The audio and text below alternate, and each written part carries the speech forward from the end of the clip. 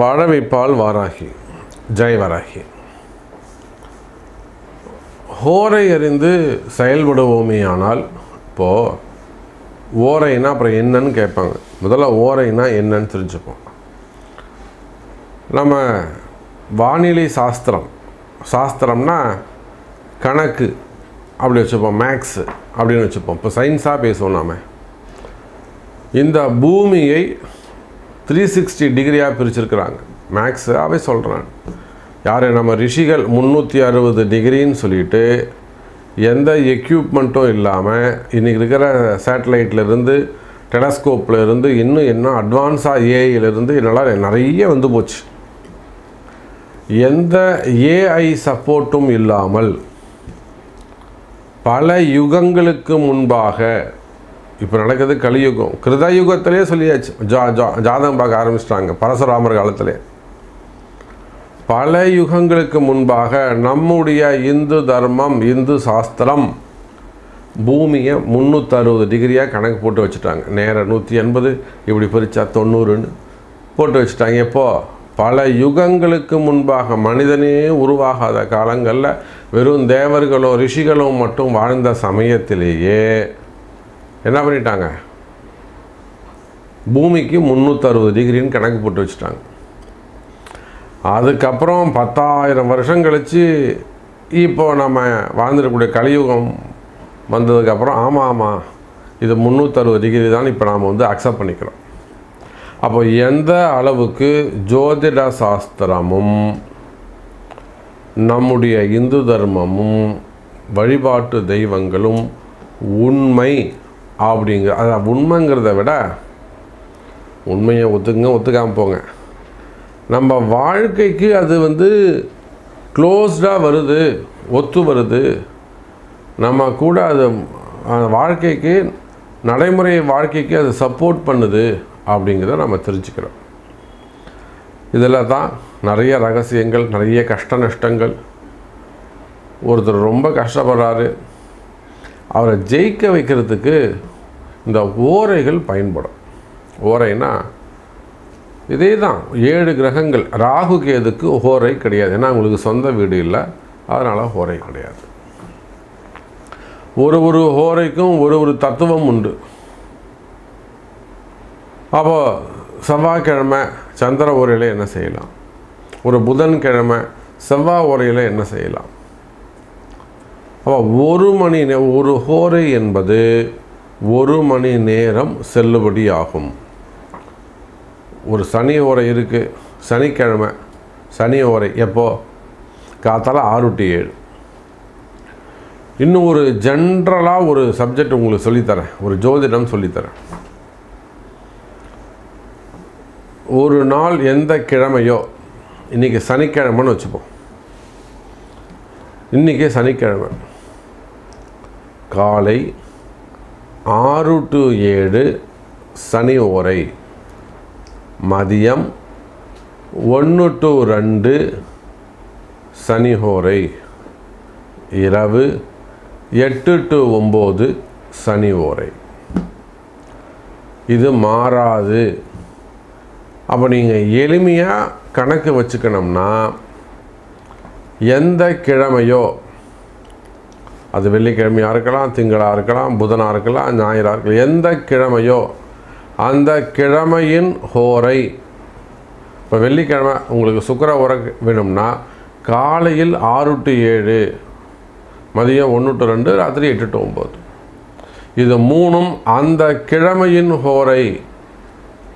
வெள்ளிக்கிழமைனா சுக்கிர ஓரை, வியாழக்கிழமைனா குரு ஓரை. இதுதான் வந்து சேரும். என் அன்பு சொந்தங்களே, என் அன்பு பக்தர்களே, உங்கள் ஒவ்வொரு ராசிக்கும் எந்த ஹோரை நல்லது, எந்த ஓரை தீமை, எது சமம், எதெல்லாம் என்ன செய்யலாம், என்ன செய்யக்கூடாது, ஃபுல் டீட்டெயிலாக பார்க்கலாம் வாங்க. மீனராசி. மீனராசிக்கு எந்த ஹோரையெல்லாம் சிறப்பு? மீனராசியை பொறுத்தவரையிலும் ராசிநாதன் குரு பகவான் குரு ஓரை மிக மிக சிறப்பு. குரு ஓரையில் நீங்கள் எதை செஞ்சாலும் நன்மையை தரும். 1 4 யாருங்க? குரு. மீனராசிக்கு குரு நல்லவர். அப்போ குரு பகவான் ஹோரை கை கொடுக்கும். நீங்கள் அது எந்த கிழமையாக இருந்தாலும் பரவாயில்ல. மீனராசி என்பர்களே, அது திங்கக்கிழமையாக இருக்கட்டும், ஞாயிற்றுக்கிழமையாக இருக்கட்டும், வாரத்தில் 7 நாளும் குரு ஹோரை உங்களுக்கு வாழ வைக்கும், கை கொடுக்கும். நம்பிக்கையாக நீங்கள் செய்யலாம். 1 10 ராசிநாதன். அதே போல் உங்களுக்கு குருவுக்கு அடுத்தபடியாக யார் ரொம்ப நல்லது செய்வாங்க? 2 9 செவ்வாய் ஓரை கை கொடுக்கும். பாருங்கள், நம்ம செவ்வாய்னா அசுபம்னு நினச்சிக்கிட்டு இருக்கோம். செவ்வாய்னாலே அது விளங்காதுன்னு நினச்சிக்கிட்டு இருக்கோம். கோபப்படுவாங்க. செவ்வாய் உள்ள ஒன்று செஞ்சுட்டு வந்தால் ரொம்ப கோபப்பட்டுருவாங்க, அது தட்டி போயிடும், அல்லது அது எதையும் சூடாக பேசி அது பாதியில் நின்று போயிடும், தடை ஏற்படும் அப்படின்னு நம்ம நினச்சிட்ருக்கோம். அதுக்கு தான் எல்லா ராசிக்கும் அப்படி ஆகாது செவ்வாய். ஒரு சில ராசிக்கு செவ்வாய் ஆகாது. அப்போ மீன ராசிக்கு செவ்வாய் ஓரை ஒத்து போகும். குரு செவ்வாய் மங்களகாரகன், செவ்வாய் ஓரை ஒத்து போவோம். சந்திர ஓரையும் ஒத்து போவோம். சந்திரனும் சூப்பர் தான். சந்திரஹோரை மீனராசிக்கு சந்திரஹோரையில் செய்யலாம், தப்பு கிடையாது. பகல் பொழுது புதன் ஹோரை கை கொடுக்கும். இரவு பொழுதில் அது தீமையாக மாறிடும். புதன் பகல் பொழுது புதன் சிறப்பானதாக இருக்கும். அப்போது சுக்கிரனும் சனியும் தீய ஹோரைகள், பகை ஹோரைகள். அப்போ கண்டிப்பாக சுக்கிர ஹோரை ஆகாது, சனி ஹோரை ஆகாது. புதன் பகல் புதன் ஓகே. சந்திரன் சூப்பர். குருவுக்கு சூரிய ஓரையும் ஒத்து கொடுக்கும். அப்போ மீனராசி என்பவர்களே, ஒரு சில விஷயங்கள் என்னதான் நம்மக்கிட்ட திறமைகள் இருந்தாலும், வாஹா ஊஹோ நீங்கள் சம்பாதிச்சாலும், கோடீஸ்வரனாக இருந்தாலும், நீங்கள் நினச்சா மாதிரி வாழணும்னா பணங்காசு இருக்குன்றதால கடைசி வரலாம் உங்கள்கிட்ட அதிகாரம் இருந்துருமா என்ன? கடைசி வரலும் நீங்கள் அதிகாரத்தில் இருக்க முடியுமா? முடியாது. நேரங்காலம் ஒத்துழைச்சாதான் நீங்கள் அந்த அதிகாரத்தில் நீடிக்க முடியும். அப்போ என்ன செய்யலாம் அப்படின்னு கேட்டிங்கனாக்கா, மீனராசி என்பர்களே, இந்த ஹோரையை அறிந்து, உங்களுக்கு சப்போர்ட்டான ஹோரையை அறிந்து செயல்படுவீர்களே ஆனால் வெற்றி நிச்சயம். ரைட், இது ஒரு ஜோதிட ரகசியம். ரொம்ப ஈஸியாக நீங்கள் ஞாபகம் வச்சுக்கலாம். அடுத்ததாக, எந்த ஹோரையில் எதை செஞ்சால் நல்லது? இப்போது ஒரு மருந்து எடுத்துக்க போகிறீங்க, மருந்து சாப்பிட போகிறீங்க. அந்த மருந்து எடுத்துக்கிட்டால் எந்த ஹோரையில் மருந்து எடுத்துக்கலாம் அப்படின்னா, செவ்வாய் ஹோரையில் மருந்து எடுத்துக்கிட்டால் ரொம்ப நல்லது. ட்ரீட்மெண்ட், ஒரு மாத்திரை ஃபஸ்ட்டு ஒரு லாங் டைம் ஒரு மாத்திரை எடுத்துக்க போகிறீங்க. செவ்வாய் ஹோரையில் மாத்திரை எடுத்துக்கிட்டிங்கன்னா உடம்பு டக்குன்னு குணமாகும். எந்த காரணம் கொண்டோ சனி ஹோரையில் மாத்திரையோ ட்ரீட்மெண்ட்டோ எடுத்துக்கூடாது. ஜவ்வு மாதிரி இழுத்துகிட்டே போவோம். 6 வருஷமாக கஷ்டப்படுறேன் சாமி, 5 வருஷமாக கஷ்டப்படுறேன் நிறைய பேர் சொல்லுவாங்க. 10 வருஷமாக படுத்த படுக்கை, இதெல்லாம் சனி ஹோரையில் செஞ்ச விஷயமா இருக்கும். சனி ஓரையில் யார்ட்டையா போய் காசு கொடுத்துட போகிறீங்க, வேற அப்புறம் வம்பு வழக்கு தான். உன்னால் என்ன முடியுமோ பார்த்துக்கப்போ, கொடுக்க முடியாது, கொடுத்தாச்சு, இல்லாததெல்லாம் பேசுவாங்க. கொடுத்த காசு திரும்பாது. சனி ஓரையில் பணங்காசு கொடுக்கக்கூட, நல்ல விஷயங்கள், உதவிகள் இதெல்லாம் செய்யக்கூடாது. ஒரு சனி ஓரையில் என்ன தான் சாமி பண்ணுறது? குளிக்கிறது நல்லது, படிக்கிறது, அதாவது இறைவன் சம்பந்தப்பட்ட படிக்கிறது நல்லது. ஒரு புராணங்கள் படிக்கலாம், திருமுறைகள் படிக்கலாம், பாராயணம் செய்யலாம், நாமாவளிகள் சொல்லலாம்.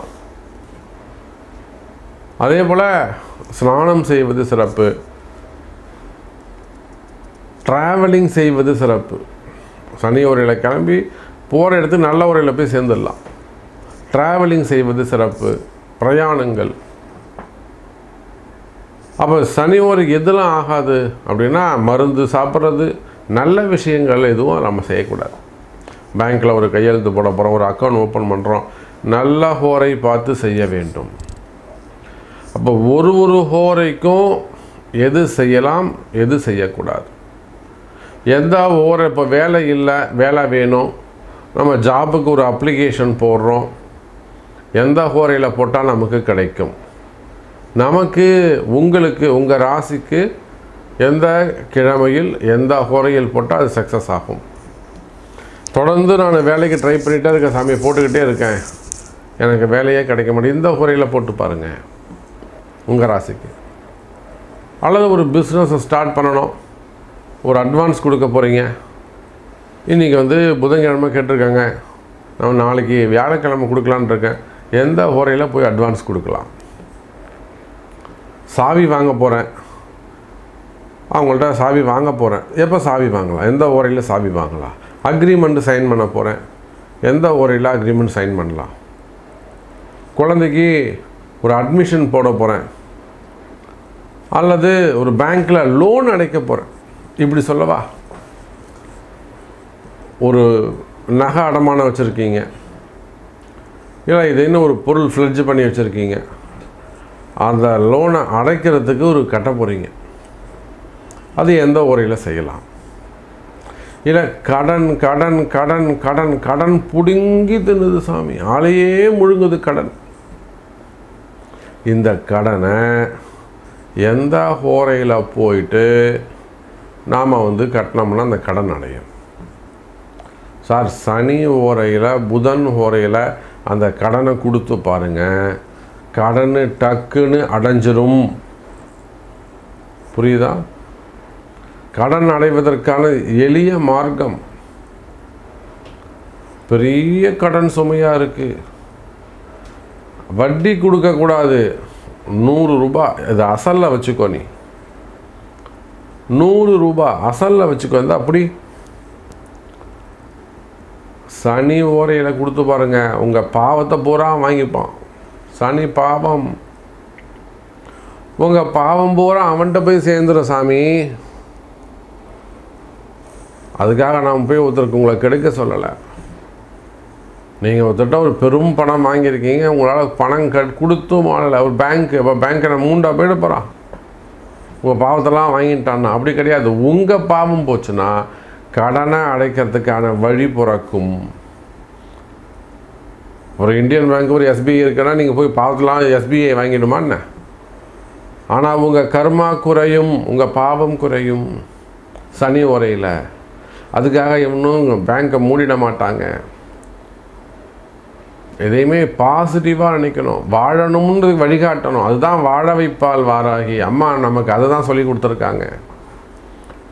நல்ல எண்ணங்களை அம்மா நமக்கு சொல்லி கொடுத்துருக்காங்க, கைராசியை கொடுத்துருக்குறாங்க, வாக்குப்பளிதத்தை கொடுத்துருக்குறாங்க, தைரியத்தை கொடுத்துருக்குறாங்க.